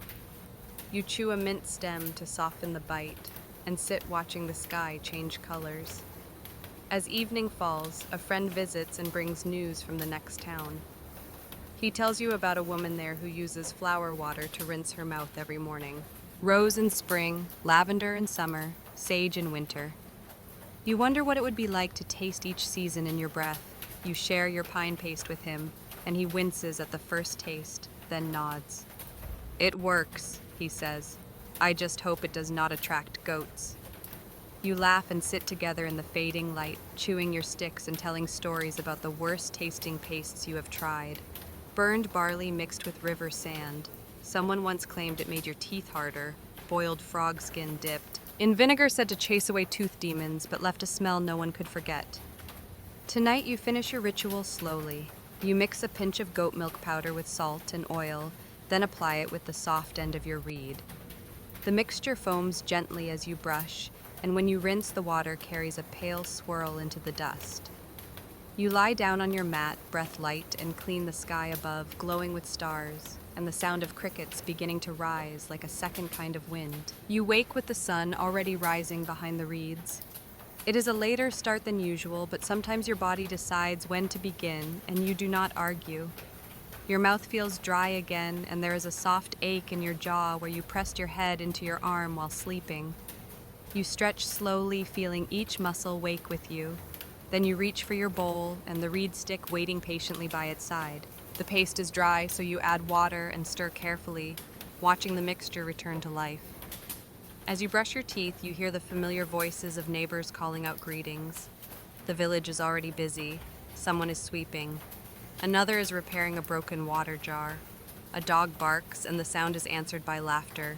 You finish your brushing with a careful rinse and spit the foam into the dust outside your door. It disappears quickly, sinking into the earth like a promise kept. Today you will go to the bathhouse. It is not just a place for washing, but for gossip, news, and rituals. Some say it is the cleanest place in the village. Others say it is the loudest. Either way, it is time. You wrap your cloth around your shoulders, gather your pouch, and head down the narrow path between homes. The smell of hot stones and steam reaches you before the building comes into view. You smile at the familiar scent. Inside the bathhouse, the air is thick and warm. People are already gathered, some soaking in the shallow pools, others sitting on benches scrubbing themselves with handfuls of herbs and salt. You find a space near a corner and sit. A woman next to you is rubbing a paste onto her arms. It smells of lemon and something smoky. She catches your glance and smiles. Toothpaste, she says, when I finish with my skin. I use it for my teeth. You watch her scoop a bit of the mixture into a cloth, wrap it tightly, and then press it gently into her mouth. She chews slowly, her eyes closed. You try a small amount. The flavor is strange, bitter with a hint of sweetness, but it softens your gums and leaves a coolness behind. You thank her and sit back, letting the warmth of the bath seep into your bones. People are talking all around you. One man is telling a story about a healer who uses hot stones to loosen teeth. Another describes a traveler who claims chewing on metal makes the teeth stronger. Everyone has a method, a memory, a remedy. Historians still wonder whether bathhouses served as places of health or simply of habit. But here in this quiet chamber filled with steam and stories, you know it is both. A young boy sits beside you, dipping his fingers into a pot of thick, dark paste. He rubs it along his gums, slowly, concentrating hard. "My father made this from fish bones and ash," he says quietly. "He says it makes my breath too strong for ghosts." You smile and nod, not wanting to interrupt his ritual. He finishes, spits into a bucket, and bows his head as if the act was a prayer. Later, as the bathhouse begins to empty, you stay a while longer, enjoying the silence that follows conversation. The warmth has softened your muscles, and your breath feels clean and new. You chew on a piece of mint root as you dress and walk back through the quiet streets. The sky is deepening now, and the village is beginning to settle again. You pass a group of elders sitting on low stools, comparing the taste of different pastes. One swears by crushed cinnamon bark, another defends the merits of salt and goat fat. You nod in greeting and keep walking. At home, you prepare your evening mixture. Tonight, you combine a pinch of pine powder with dried tamarind and a drop of river water warmed by the sun. The result is smooth and fragrant. You use a softer reed tonight, letting the paste settle gently across your teeth. The scraping is minimal, more like a massage than a cleaning. You move slowly, savoring the process. When you finish, you rinse carefully, spit into the embers near your door, and watch the foam sizzle and vanish. You sit quietly with your hands folded, listening to the evening settle around you. A baby cries in the distance, a fire crackles. Somewhere someone hums an old tune about teeth that shine like stars. You lie down with your reed beside you and the scent of mint still fresh in your mouth. Your breath is quiet, your jaw relaxed. You fall asleep wondering what tomorrow's mixture will taste like. The sun barely peeks over the horizon when you are woken by the sound of clay pots clinking. Someone is fetching water.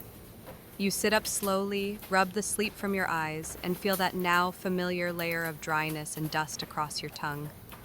Your mouth feels like it has been sleeping longer than the rest of you. You reach for your paste bowl and notice it is empty. The last mixture was used completely last night.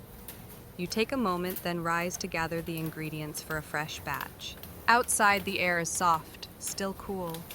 The village is just beginning to stir. A rooster crows, then stops, as if realizing no one was listening. You kneel beside your herb pouch and select a few pinches of dried mint bark powder and a tiny scrap of dried lemon peel. You add a splash of warm water and a few grains of salt. Stirring slowly, you watch the paste form, thick and dark like wet earth. As you begin brushing, you notice a strange taste. The lemon is sharper than expected, but it wakes your mouth in a way you like. The grit presses gently against your gums, and you move your reed with care. When you rinse, the water carries a swirl of gray and green into the dust. Today you are not working. Today is a rest day, and you intend to spend it slowly. You wrap your cloth around your shoulders and walk toward the temple courtyard.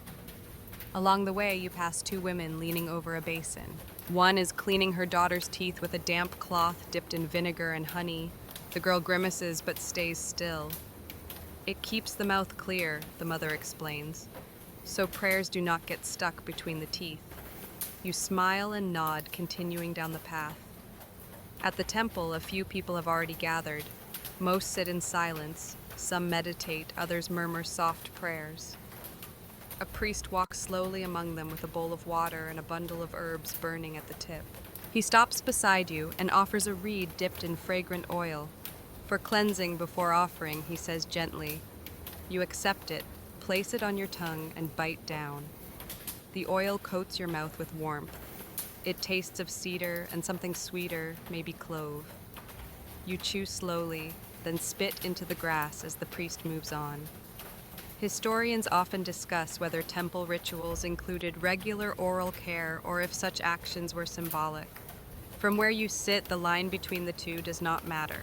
The feeling of clean breath before speaking to the gods seems like good manners, if nothing else. You stay in the courtyard longer than planned. There is comfort in the quiet. A young boy nearby is drawing symbols in the dirt with the end of his toothbrush stick.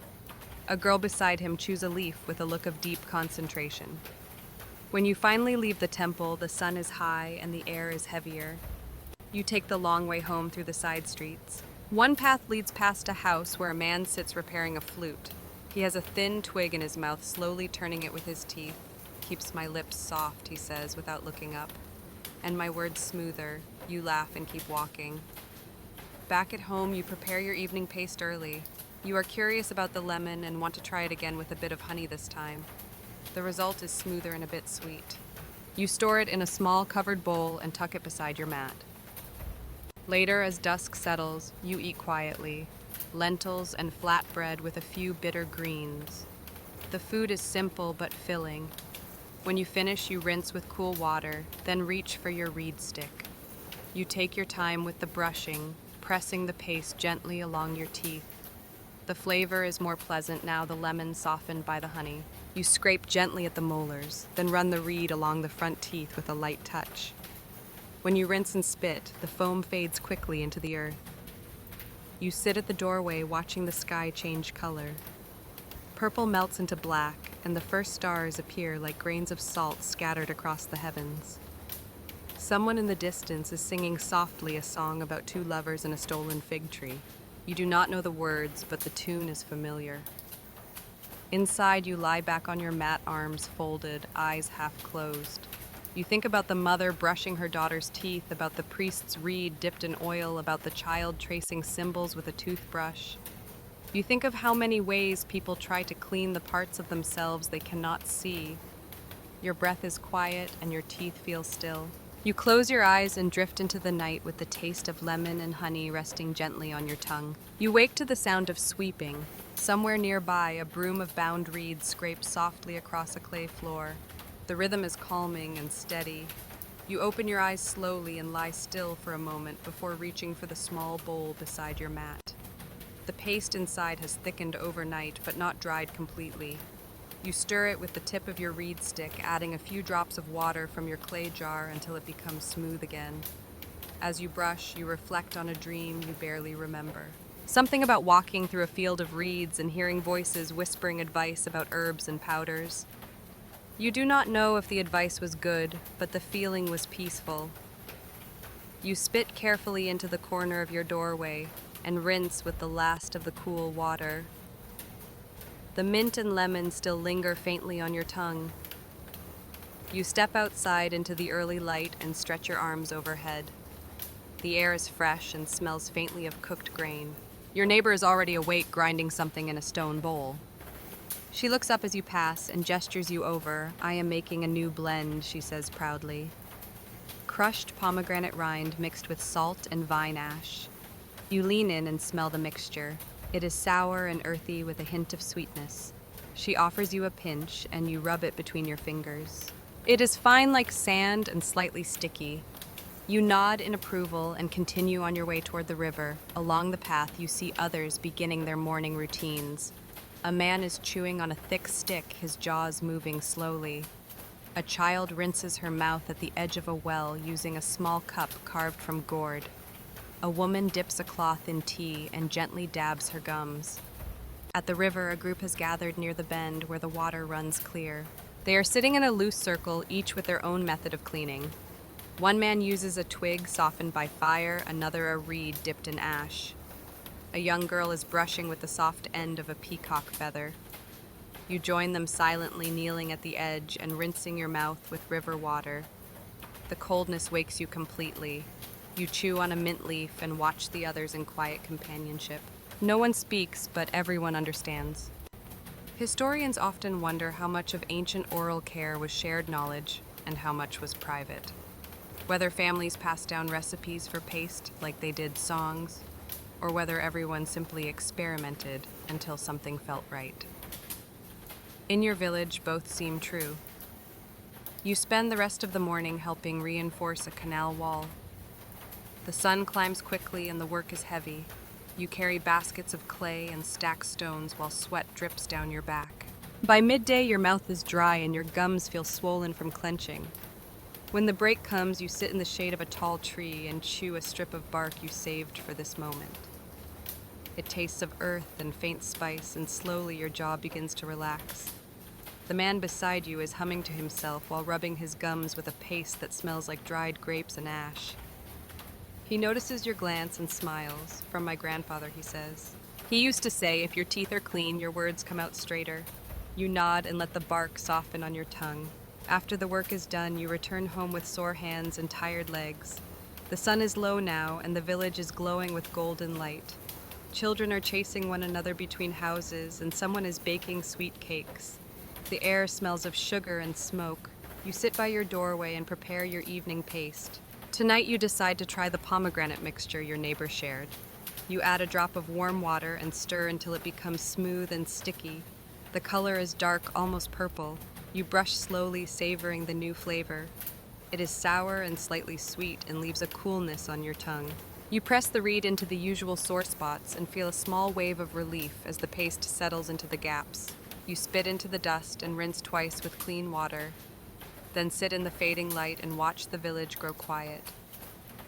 As night falls, you lie back on your mat with the scent of pomegranate still in your mouth and the hum of insects rising gently around you. You think about the circle of people at the river, about the man with his grape paste and the girl with the peacock feather. You think of how even in silence people have been sharing these rituals for generations. You close your eyes and drift to sleep with the quiet knowledge that your teeth are clean, your breath is calm, and your place in the story is safely held between one gentle brushing and the next. A rooster calls out before the sun crests the edge of the hills. You stir beneath your cloth, stretching your arms and taking in the first scent of morning. It smells faintly of cool dust and baking stones. Your mouth feels dry again, a familiar texture like you have been chewing air in your sleep. You reach for the shell bowl and run your finger along the edge. Last night's paste has stiffened but not fully hardened. You stir in a few drops of water and watch the color shift. The pomegranate ash blend has darkened overnight, and the scent rises up warm and tangy. You take your reed stick and begin brushing gently. There is tenderness near one back tooth, a dull throb like a warning. You work around it carefully, pressing the paste into the gaps. When you finish, you spit and rinse 3 times with water from the jug near your mat. The final rinse feels cool and smooth, and you let it linger before swallowing. Today you have been asked to help watch the children while others go to the fields. You do not mind. It gives you time to observe the smaller rituals of daily life, the quiet choices people make to care for their bodies in between chores and play. By mid-morning, you are sitting in the shade near a group of children who are rolling clay balls and pretending they are dates. One girl stops and pulls a small pouch from under her tunic. She opens it carefully and pulls out a tiny stick, dark and polished at one end. "My mother gave me this," she says proudly. "It is from a tree that only grows near the southern river. You have to chew it before prayers." She places it in her mouth and begins to work it slowly, pressing and turning it between her teeth. Another child leans close and asks if she can try. The first girl hesitates, then breaks off a small piece and offers it. Sharing a toothstick is an act of trust in this village. You know that. You have seen people argue over less. Later, as the children nap, you sit near the doorway of the hut and chew on a piece of cinnamon bark. The taste fills your mouth with warmth and you feel a gentle numbing along your gums. You press your tongue to the sore spot near your back tooth and find that the ache has softened. You remember being a child and losing your first tooth. Your grandmother told you to bury it in the garden beneath a fig tree. She said the tree would grow sweeter if it drank from your smile. Historians still debate whether such customs were widespread or specific to certain families. There is little written about the rituals surrounding childhood teeth, but the stories live on, passed quietly from one generation to the next. That afternoon, a young boy approaches you holding his jaw. He looks embarrassed, but also hopeful. "It hurts," he whispers. You ask where, and he points to a swollen spot near his lower cheek. You place your hand gently on his shoulder and tell him to wait. Inside your pouch, you have a small cloth filled with dried mint and tamarind. You chew a bit of it and show him how to press it gently into the aching spot. He does as you show him and sits still, chewing slowly. His eyes close for a moment, and you can see the tension in his shoulders ease. When he opens them again, he smiles a little and thanks you without speaking. By evening, the parents return and the children scatter to their homes. You return to your hut and sit on your mat mixing a fresh batch of paste. This time you add crushed mint leaves, a pinch of salt, and a drop of warm water. The paste is bright and cool, and you use your softest reed to brush slowly, letting the mixture spread evenly. The sore spot still aches, but only slightly. You rinse carefully and sit outside with your back against the wall, watching the sky darken. A neighbor walks past and nods. She is carrying a small bowl wrapped in cloth, and you can smell the sharp scent of vinegar and herbs trailing behind her. "For my daughter," she says, "her first loose tooth." You nod and wish her well, remembering your own first, and the soil beneath the fig tree. You sleep that night with a minty taste on your tongue and a small, smooth stone beneath your mat. It is not for pain, it is for memory. A quiet wait to remind you of what is past and what remains. The morning light filters in softly through the reed slats of your wall, casting narrow lines across your mat. You open your eyes slowly and stretch without hurry. The village is quiet, still half asleep. You sit up and press your hands into the floor, breathing deeply as your mind returns to the rhythm of the day. Your mouth feels different today. Not dry exactly, but heavy with the memory of last night's paste. You reach for the shell bowl and find only a trace of the mint and salt mixture remaining. You decide to try something new this morning. From your pouch, you pull out a small clump of dried herbs gifted by the healer 2 days ago. She called it breath root and said it was good for both smell and swelling. You crush it carefully between 2 flat stones, then add a few grains of ash and water. The smell is sharp, earthy with a hint of something sweet. You stir until the paste becomes smooth, then take your reed and begin brushing gently. The soreness near your back tooth is still there, but less insistent. The paste tingles as it settles into the soft spots between your teeth, and you work slowly, pressing and pulling until your jaw feels looser. After rinsing, you sit outside and chew a small piece of tamarind bark, letting its bitterness fill your mouth and wash away the last of the morning grit. Today, you have been asked to help clean the river path where mud has built up and slowed the flow. You gather your tools and walk along the narrow path where water laps lazily at the edges of stone.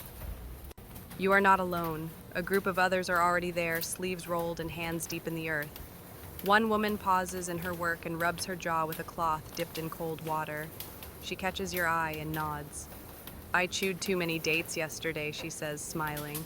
They pulled something loose. You offer her a pinch of the breathroot paste, and she accepts it with thanks. As you work your hands in the mud and water, you begin to notice the way people care for their teeth, even while tending to the dirtiest jobs. A man stops every so often to rinse his mouth with river water. Another chews constantly on a stick that smells faintly of pine. Even the youngest among them have tricks. A girl no older than 10 rubs her teeth with the corner of her tunic after sipping from her jug. She tells you her father says to never leave food sitting in your mouth longer than you sit in the sun. Historians still try to understand how much of ancient dental care was science and how much was story. But you can feel in every action that story is what makes the habit last. Not the explanation, but the memory, the warning, the lesson wrapped in a tale. Later you sit by the river's bend, under the shade of a wide tree. Your hands are stained with clay, and your feet ache, but your mouth feels light and clean. You chew on a sprig of mint and watch the current move past, slowly carrying leaves and bits of reed. A young woman joins you and shows you a new tool she has made. A hollowed-out reed filled with dried powder sealed at one end with wax. You open it and smell the mixture. It is fine and fragrant, a blend of clove and dried flower petals. She tells you it is for traveling. Break the end and shake the powder onto your tongue. No bowl, no brush, just rinse and spit. You ask if it works. "It works well enough," she says, "and tastes better than most." You thank her and tuck the idea into your thoughts. As the sun begins to set, you return home sore and satisfied. You mix a small batch of your breathroot paste with a bit of flour powder and a drop of oil. The scent is mild, the texture soft. You brush gently, then rinse and sit watching the sky turn slowly from gold to blue to the deep color of midnight. Children play nearby, chasing shadows and laughing. An old man hums a lullaby. A dog barks once, then falls silent.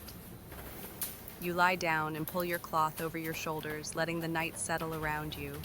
Your mouth feels calm, your breath slow and clean. You think again of the reed filled with powder and wonder if you will make one for yourself tomorrow. Sleep takes you with the taste of herbs on your tongue and the sound of water still moving somewhere beyond the trees. The morning air is thick with mist, curling through the village like a slow breath. You rise early without needing to think about it, your body already reaching for the small bowl near your mat. The paste inside has dried again, cracked at the top like old earth.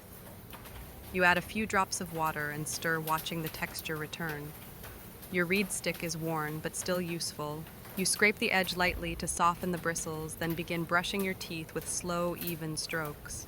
The soreness from yesterday is gone, and your gums feel calm again. You press the paste along the molars, holding it there a little longer before rinsing with warm water. Today is a quiet day. No work in the fields, no visitors expected.